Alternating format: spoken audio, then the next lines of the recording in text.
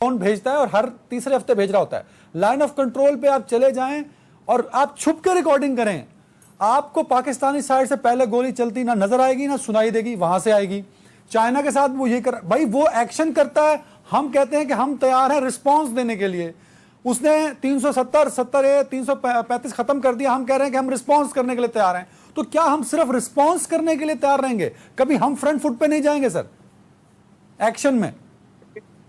ये चीजें जो हैं इनका फायदा कोई नहीं। हमें एक जो तनाजा है उसको हल करना है, और ये वायलेशन से कभी हल नहीं होगा, ना इंडिया कर सकता ना हम। लेकिन इंडिया हमेशा कहता है कि पाकिस्तान की तरफ से इन्फिल्ट्रेशन होती है, जिसको रोकने के लिए हम ये फायरिंग करते हैं। सर वजह क्या है कि हमें बहुत इंसानी हमदर्दी याद आती है, हम 65 में उनके इलाके वापस कर देते हैं, 71 में हम उनसे बहुत सारा कंप्रोमाइज किया हमने, भले हमारे फौजी थे उसके बावजूद भी हम बहुत सारे कंप्रोमाइज करके आए, कारगिल में भी हम कंप्रोमाइज करते हैं। लेकिन फॉरेन ऑफिस क्या करे जब आपके लीडर आपके अपने आप को पहले खुद ही मुजरिम बना के तो पेश कर दें। मियां साहब थे श्रीलंका में, वहां से टेलीफोन किया मोदी को, कहा मैं जाके करूंगा इसकी तहकीकात।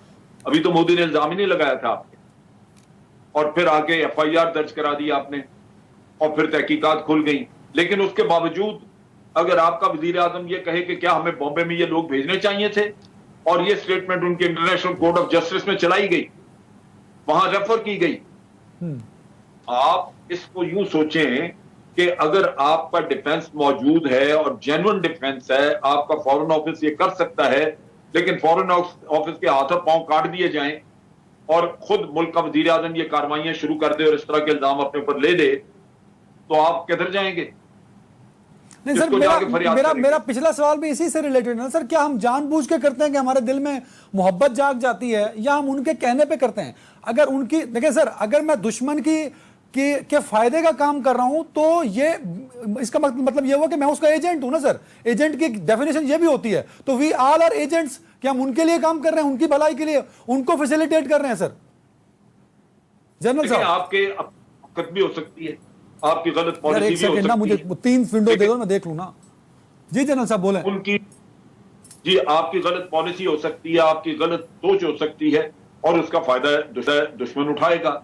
बहुत सारे लोग ये कहते हैं कि मियां साहब ऑलरेडी उसको जमान जंदाल आया हुआ था यहाँ पे, जवाब उसको गालबन इन्होंने अंडरटेकिंग दी हुई थी। अगर ये दुरुस्त है तो आप सोचिए कि फिर हमारा हाल क्या है। मैं सच का प्रचार करूं मगर मैं झूठा और मैं दहशतगर्द, ये डिफरेंस क्यों है सर?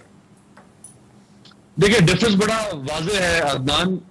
भारत की बात को सच इसलिए माना जाता है और पाकिस्तान की बात को झूठ या प्रोपेगेंडा इसलिए माना जाता है कि भारत की मैशत मजबूत है, भारत आबादी के लिहाज से दुनिया के हमसे बड़ा मुल्क है, भारत के अमेरिका के साथ और वेस्टर्न कंट्रीज के साथ हमसे ज्यादा बेहतर ताल्लुकात हो गए, इसलिए उसकी दुनिया में से है। फिर जो उसकी जो ट्रेड रिलेशनशिप है अमेरिका के साथ और वेस्टर्न कंट्रीज के साथ, इवन अब तो वो मिडिल ईस्ट के अंदर पेनिट्रेट कर चुका था। यानी पाकिस्तान इस्लामी जमहूरिया पाकिस्तान इस्लाम का चैंपियन, हम नहीं वो उस तरह पेनिट्रेट कर सके जिस तरह वो मिडिल ईस्ट के अंदर UAE के साथ, सऊदी अरब और बाकी मुल्कों के साथ पेनिट्रेट कर चुका है।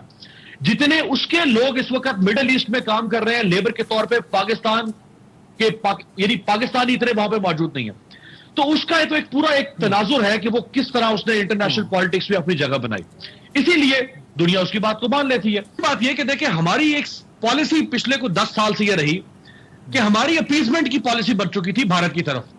हमें उस अपीजमेंट की पॉलिसी को खत्म करना था और हमें बिल्कुल हेड ऑन हेड होकर बात करना थी, आंखों में आंखें डालकर, और दुनिया को बताना था कि क्या हो रहा है।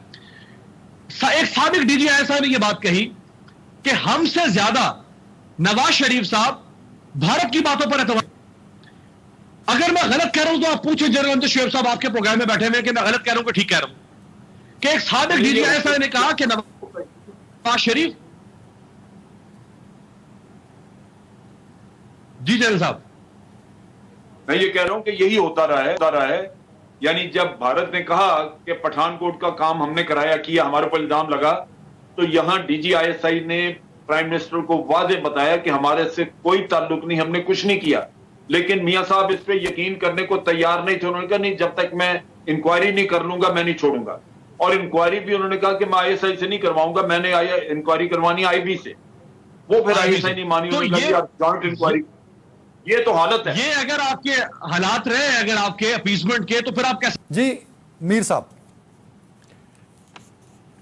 देखें जी, जब हम बात करते हैं ना एस्पियोनाज की, अगर आपको याद होगा कि इन्हीं दिनों में इंडियन रॉ एजेंट्स या इनकी जो एजेंसी है, इन्होंने हमारा एक ex army officer through false pretences इनको नेपाल बुलाया। नेपाल बुला के रॉ ने उसको अरेस्ट कर लिया on espionage and other subversive activities. अब बात यह है कि हमारे भी जो एजेंट्स हैं वो पकड़े जाते हैं, उनके भी एजेंट्स पकड़े जाते हैं, पूरी दुनिया के अंदर होता है। और आपको सबसे बड़ा 50s के अंदर आपको याद होगा कि वो किम फिल्बी अफेयर जो डबल एजेंट निकला था ब्रिटेन का। आपकी अपनी पाकिस्तान एम्बेसी, ये शायद लोगों को नहीं पता कि आपकी अपनी एम्बेसी लाउंज स्क्वायर के अंदर जब वो रेनोवेशंस हो रही थी, वहां बगिंग डिवाइस निकले थे। अब वो किसने लगाए थे?